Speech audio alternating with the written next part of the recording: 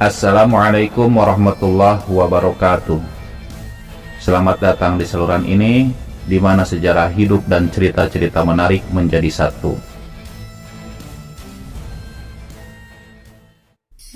Namrud, yang nama lengkapnya adalah Namrud bin Kan'an bin Kus bin Ham bin Nuh, dikenal sebagai seorang penguasa yang penuh keangkuhan pada masa kejayaan peradaban dunia sekitar tahun 2275 hingga 1943 sebelum Masehi. Wilayah yang dulunya menjadi kerajaannya saat ini dikenal sebagai Irak, sebuah wilayah yang dulu merupakan bagian dari peradaban kuno Mesopotamia. Namrud terkenal dengan kisah kontroversial mengenai hubungannya dengan ibunya. Menurut legenda, ibunya bernama Semiramis. Dikisahkan bahwa pada masa remajanya, Semiramis telah menikah dengan Kan'an, ayah Namrud. Konon, tidak lama setelah hubungan tersebut, Kan'an meninggal dunia. Semiramis, yang terkenal karena kecantikan dan kebijaksanaannya, mengklaim bahwa dirinya tidak pernah menjalin hubungan dengan pria lain. Fakta ini membuat Namrud percaya bahwa ia memiliki asal-usul yang luar biasa. Ia yakin bahwa dirinya adalah keturunan ilahi yang lahir dari seorang perawan. Ketika Namrud tumbuh dewasa, Semiramis kerap merasa cemburu terhadap wanita-wanita yang mendekati putranya.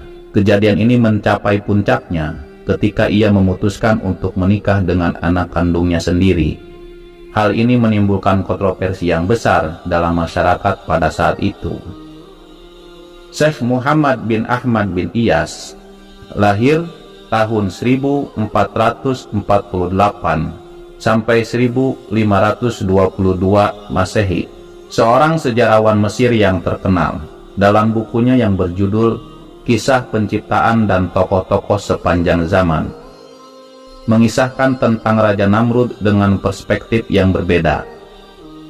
Menurut riwayat beliau, Ham memiliki seorang putra bernama Kaus. Kaus adalah ayah dari Kan'an, dan Kan'an adalah ayah dari Namrud. Kan'an dikenal sebagai sosok yang kuat dan gemar berburu. Ketika Kan'an berteriak kepada binatang-binatang buas dan liar, teriakannya begitu keras sehingga binatang-binatang itu tunduk dan patuh kepadanya. Namrud lahir dari seorang wanita yang menikah dengan Kan'an. Namun, dalam masa kehamilannya, wanita itu mendapat perintah dari Kan'an. Anak ini akan menjadi sosok yang jahat, bunuh atau tinggalkan di tempat terbuka supaya dia meninggal. Maka wanita itu membawa Namrud dan melemparkannya di antara sekumpulan sapi yang sedang merumput. Tetapi hal aneh terjadi. Semua sapi menjauh dan binatang-binatang yang melihat Namrud kabur. Kemudian ibu Namrud melemparkan bayinya ke sungai, mengira bahwa anaknya tenggelam. Namun, bayi tersebut terbawa arus dan selamat di sebuah sumur. Dalam perjalanan hidupnya, Namrud diberi makan oleh Allah dengan memanfaatkan seekor macan tutul betina yang disediakan untuk menyusui bayi tersebut. Ketika penduduk kampung melihat hal ini, mereka mengambil anak itu dan merawatnya dengan baik, memberinya nama Namrud.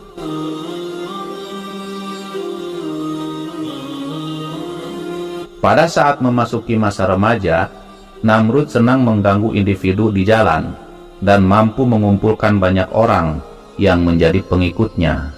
Informasi ini mencapai pengetahuan ayahnya, Kan'an, meskipun Kan'an tidak menyadari bahwa Namrud itu adalah anaknya. Sebagai respon, Kan'an menghimpun pasukan militer dan berangkat untuk bertemu dengan Namrud.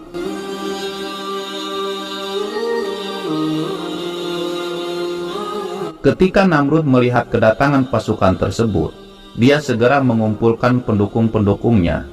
Akibatnya, sebuah pertempuran pun meletus, di mana Namrud berhasil mengatasi pasukan yang dikirim oleh Kan'an. Dalam kebingungannya mencari Namrud, Kan'an akhirnya terbunuh oleh Namrud. Hingga ajalnya, Kan'an tidak menyadari bahwa pelakunya adalah anaknya sendiri. Sementara Namrud juga tidak menyadari bahwa yang menjadi korban adalah ayahnya. Akibat dari peristiwa ini, pemerintahan kerajaan berpindah ke tangan Namrud. Mengikuti peristiwa itu, Namrud melancarkan serangkaian pertempuran melawan para raja yang berkuasa di wilayah tersebut. Dengan berhasil mengalahkan mereka, Namrud berhasil memperluas pengaruhnya dan menguasai wilayah kerajaan dari timur hingga barat.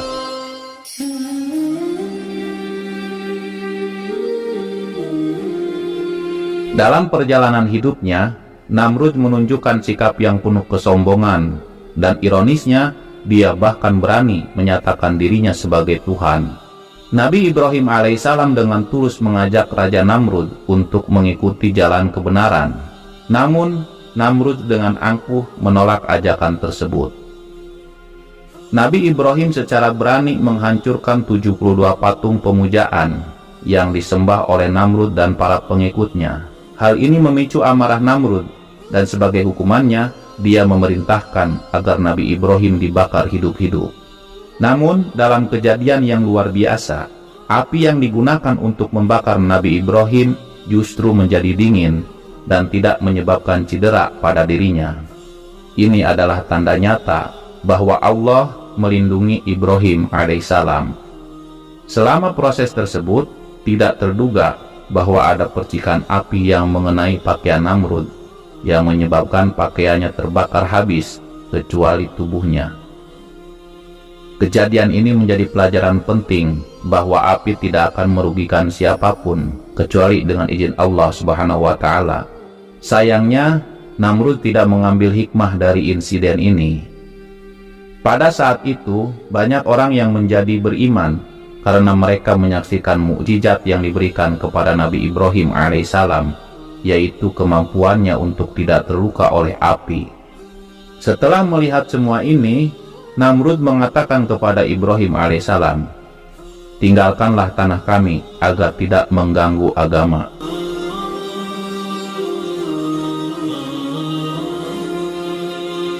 Nabi Ibrahim kemudian memutuskan untuk meninggalkan tanah kelahirannya. Di sisi lain, Namrud semakin terjerumus dalam tindakan yang tidak bijaksana. Ia tanpa ragu memberikan hukuman kepada siapapun yang menolak untuk tunduk pada perintahnya.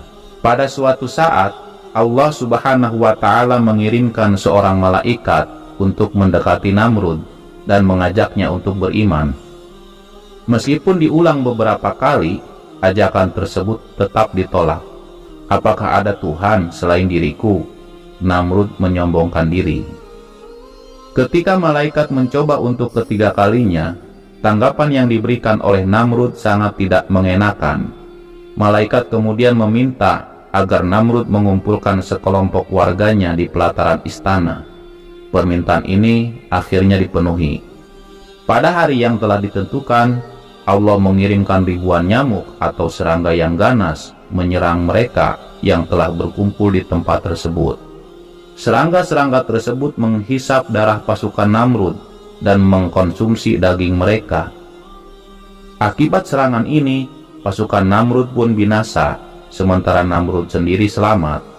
Kemudian, Allah mengirim seekor nyamuk untuk masuk ke dalam kepala Namrud melalui lubang hidungnya.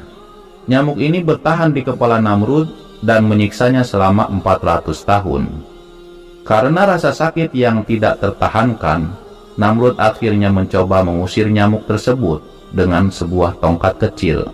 Dikisahkan bahwa Namrud memerintah dengan sewenang-wenang selama 400 tahun, dan sebagai konsekuensinya Allah mengazabnya selama periode yang sama.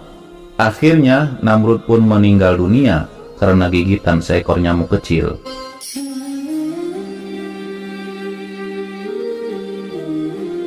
Melalui kisah ini, Allah Subhanahu wa Ta'ala memberikan pelajaran kepada raja yang sombong dan congkak melalui perantara sebuah nyamuk. Sahabat Al-Faidah, dalam penutup yang penuh makna ini, mari kita merenungkan pelajaran yang dapat diambil dari kisah kontroversial ini. Kisah Namrud dan ibunya, Semiramis, mengajarkan kita tentang batas-batas kesombongan dan kekuasaan manusia, serta konsekuensi tragis dari obsesi yang tidak terkendali. Sejarah seringkali mengandung rahasia-rahasia gelap yang mendorong kita untuk lebih memahami manusia dan peradaban. Sahabat Al-Faidah, jangan lupa untuk tetap terhubung dengan saluran ini agar tidak ketinggalan petualangan sejarah dan cerita menarik lainnya. Sampai jumpa di episode berikutnya. Wassalamualaikum warahmatullahi wabarakatuh.